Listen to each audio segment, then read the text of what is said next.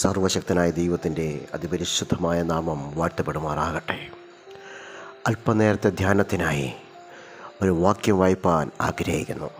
1 കൊരിന്ത്യർ 11-24 വാക്യം. അവൻ അപ്പമെടുത്തു സ്തോത്രം ചൊല്ലി നുറുക്കി, ഇത് നിങ്ങൾക്ക് വേണ്ടിയുള്ള എൻ്റെ ശരീരം, ഇത് എൻ്റെ ഓർമ്മയ്ക്കായി ചെയ്യുവിൻ എന്ന് പറഞ്ഞു. 25 വാക്യം. അവണ്ണം തന്നെ അത്താഴം കഴിഞ്ഞ ശേഷം അവൻ പാനപാത്രം എടുത്തു, ഈ പാനപാത്രം എൻ്റെ രക്തത്തിൽ പുതിയ നിയമമാകുന്നു. അത് 25 വാക്യമാണ് നമ്മൾ ശ്രദ്ധിപ്പാൻ ആഗ്രഹിക്കുന്നത്. ഈ പാനപാത്രം എൻ്റെ രക്തത്തിൽ പുതിയ നിയമമാകുന്നു എന്ന് അവൻ പറഞ്ഞു. It's A new covenant.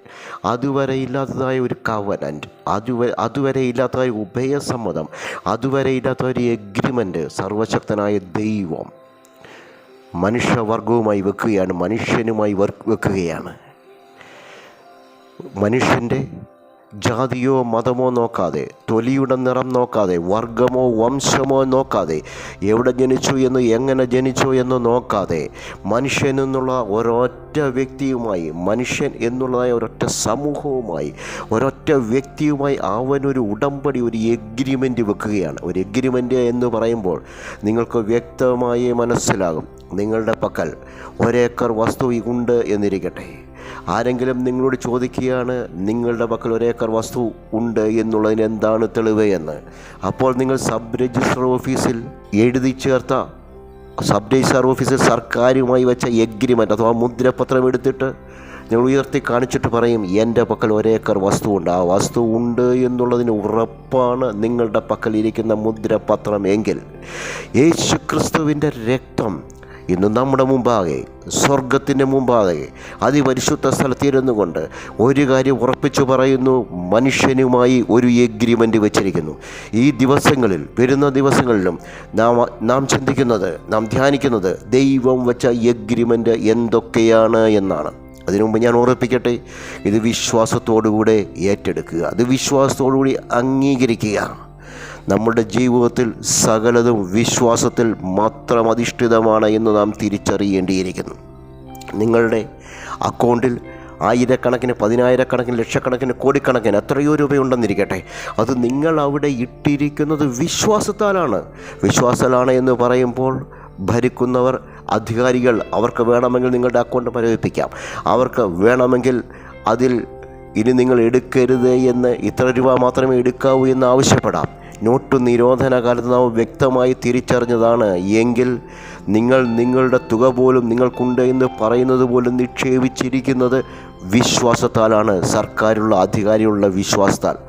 അതിലുപരിയായി ദൈവത്തിൽ ആശ്രയിച്ചുകൊണ്ടുള്ളൊരു വിശ്വാസം ദൈവം നമ്മിൽ നിന്ന് പ്രതീക്ഷിക്കുന്നു. ദൈവം വച്ചിരിക്കുന്ന രക്തത്തിൻ്റെ എഗ്രിമെൻ്റ്, രക്തം കൊണ്ട് വെച്ചിരിക്കുന്ന എഗ്രിമെൻ്റ്, രക്തമടയാളമായി വെച്ചിരിക്കുന്ന എഗ്രിമെൻ്റ്, അതെന്തൊക്കെയാണ്? കാൽവരിയിൽ അവൻ്റെ രക്തം ചൊരിയപ്പെട്ടപ്പോൾ അവസാനത്തെ തുള്ളി രക്തം എന്ന് പറയാവുന്ന തരത്തിൽ ഒരു പടയാളി അവൻ്റെ വിലാപ്പുറത്ത് കുന്തം കൊണ്ട് കുത്തുമ്പോൾ അവൻ്റെ ശരീരത്തിൽ നിന്ന് ഒഴുകിയത് അവസാനത്തെ തുള്ളി രക്തവും ശേഷവും വെള്ളവുമാണ് എന്ന് തിരുവെഴുത്തു പറയുന്നു. അവസാനത്തെ തുള്ളി രക്തം വരെയും ചൊരിയപ്പെട്ടത് കാൽവറിയുടെ തെരുവീതിയിലല്ല, മറിച്ച് ആ രക്തം ഇന്ന് എനിക്കും നിനക്കും വേണ്ടി സംസാരിച്ചുകൊണ്ടിരിക്കുന്ന ഒരു രക്തമാണ്.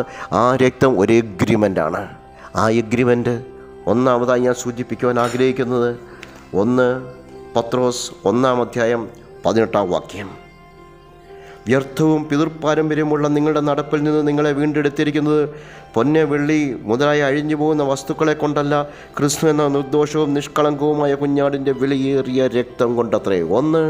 ഈ വീണ്ടെടുപ്പിൻ്റെ, ഈ എഗ്രിമെൻറ്റിൻ്റെ ആദ്യ ഭാഗമായി ഞാൻ സൂചിപ്പിക്കുവാൻ ആഗ്രഹിക്കുന്നത്, വ്യർത്ഥവും പിതൃപാരമ്പര്യമുള്ള നടപ്പിൽ നിന്ന് വെയിനായ, ശൂന്യമായ, നഷ്ടപ്പെട്ടതായ ഒരു കഴിഞ്ഞ കാലം നിങ്ങൾക്കുണ്ടായിരുന്നു, നമുക്കുണ്ടായിരുന്നു. ഇന്നലെ വരെ എന്തൊക്കെ നഷ്ടപ്പെട്ടോ, എന്തൊക്കെ ശൂന്യമാക്കപ്പെട്ടോ, നമ്മുടെ പ്രവൃത്തി മൂലം, നമ്മുടെ ബുദ്ധിശൂന്യത മൂലം, നിങ്ങളുടെ മണ്ടത്തരമെന്ന് മലയാളത്തിൽ പറയാവുന്ന കാര്യങ്ങൾ പോലെ, എന്ത് ബുദ്ധിശൂന്യതയാൽ, എന്ത് വ്യർത്ഥത, വെയിനായിട്ട് എന്തൊക്കെ പോയിട്ടുണ്ടോ, എന്തൊക്കെ നഷ്ടപ്പെട്ടിട്ടുണ്ടോ, ആ നടപ്പിൽ നിന്ന് പോലും പൂർണ്ണമായി അവൻ നിന്നെ വീണ്ടെടുത്തിരിക്കുന്നു എന്ന് ആ എഗ്രിമെൻ്റ് പറയുന്നു.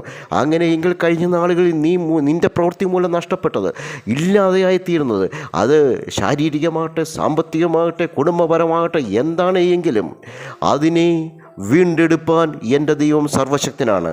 അവൻ ആ എഗ്രിമെൻ്റ് നീയുമായിട്ട് വെച്ചിരിക്കുന്നു. ആ എഗ്രിമെൻറ്റിന് പ്രകാരം കർത്താവായ യേശു ക്രിസ്തുവിൽ ഇന്ന് വിശ്വസിക്കുന്നു എങ്കിൽ ആ നഷ്ടപ്പെട്ടതിനെയൊക്കെ വീണ്ടെടുപ്പാൻ അവൻ സർവശക്തനാണ്. തുടർന്ന് നോക്കുക, പിതൃപാരമ്പര്യമുള്ള ഒരു നടപ്പിൽ നിന്നുകൂടിയാണ് നിങ്ങളെ വീണ്ടെടുത്തിരിക്കുന്നത്. ഹെറിഡിറ്ററി പാരമ്പര്യമായ ഒരവസ്ഥയിൽ നിന്ന് നിങ്ങളെ വീണ്ടെടുത്തിരിക്കുന്നു എന്ന് പറഞ്ഞാൽ, പാരമ്പര്യമായി നിങ്ങൾക്കുണ്ടായിരുന്ന ശാപത്തിൽ നിന്ന്, തകർച്ചയിൽ നിന്ന്, ഈ വിഷയങ്ങളെക്കുറിച്ച് ഓരോന്നിനെക്കുറിച്ചും വരുന്ന ദിവസങ്ങളിൽ നമ്മൾ വ്യക്തമായി ധ്യാനിക്കുന്നതാണ്. നിങ്ങളുടെ പാരമ്പര്യമാകുന്ന ശാപത്തിൽ നിന്ന്, തകർച്ചയിൽ നിന്ന്, കഷ്ടതയിൽ നിന്ന്, അതെ, ഹെറിഡിറ്ററിയായി നിങ്ങൾക്ക് ലഭിച്ചിട്ടുണ്ടൊരു ശാപം, ഹെറിഡിറ്ററിയായി നിങ്ങൾക്ക് ലഭിച്ചിട്ടൊരു കഷ്ടത, ഇങ്ങനെയുള്ള സകല അവസ്ഥകളിൽ നിന്ന് നിന്നെ വീണ്ടെടുത്തിരിക്കുന്നു എന്ന് പറയുമ്പോൾ, നിങ്ങളുടെ പിതാവ് സ്വർഗത്തിലുണ്ട് എന്ന് ക്രിസ്തു പറയുന്നു. ഭൂമിയിലായിരിക്കുമ്പോൾ പറഞ്ഞത് ഇങ്ങനെയാണ്: ഒരുവൻ അത്രയും നിങ്ങളുടെ പിതാവ്, അവൻ നിങ്ങൾക്ക് വേണ്ടി സ്വർഗത്തിലുണ്ട്, അവൻ മാത്രമാണ് നിങ്ങളുടെ പിതാവ് എന്ന് പറയുമ്പോൾ, ഭൂമിയിൽ നിങ്ങൾക്കൊരു ജഡീക പിതാവുണ്ട് എന്നൊരു യാഥാർത്ഥ്യം, അത് ഭൂമിയിലേക്ക് നമുക്ക് ജന്മം തരുവാൻ വേണ്ടി ദൈവത്തിൻ്റെ ഉപാധിയായ ഒരു വ്യക്തി മാത്രമാണ്. എന്നാൽ വീണ്ടെടുപ്പ് നടത്തിക്കഴിഞ്ഞപ്പോൾ,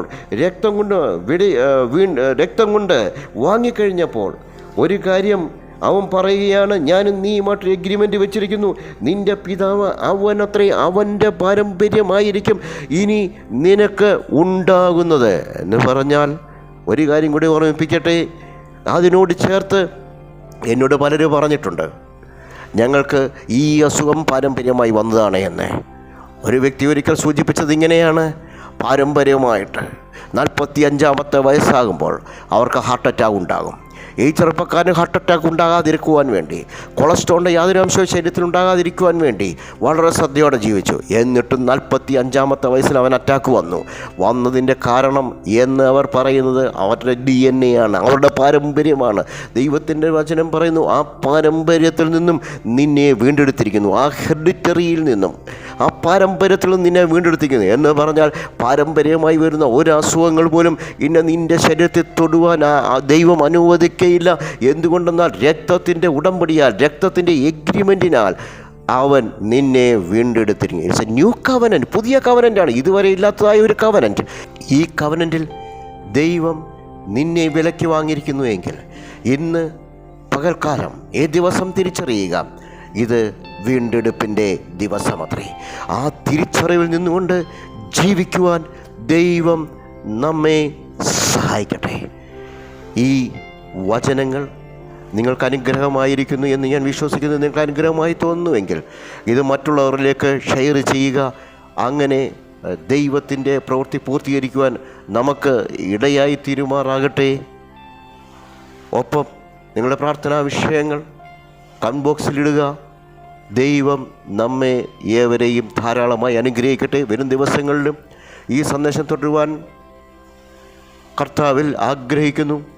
ഓർത്ത് പ്രാർത്ഥിക്കുക. ദൈവം നമ്മെ ഏവരെയും സമർത്ഥമായി അനുഗ്രഹിക്കുമാറാകട്ടെ.